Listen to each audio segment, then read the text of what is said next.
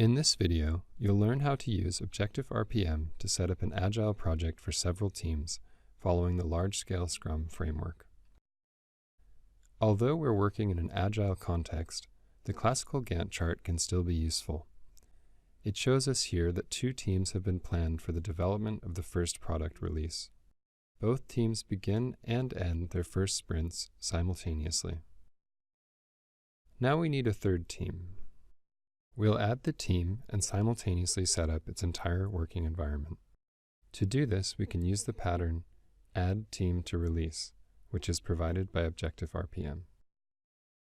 To apply the pattern, I'll just need to modify a few settings. We're dealing with release 1, so that here is fine. And now I'll select the team I want to use, that is team 3.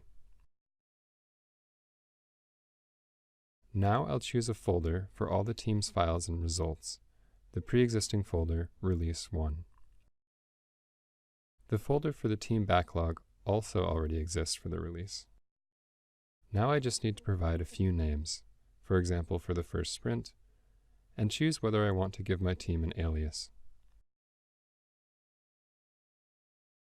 I'll stick to standard procedure and apply the pattern.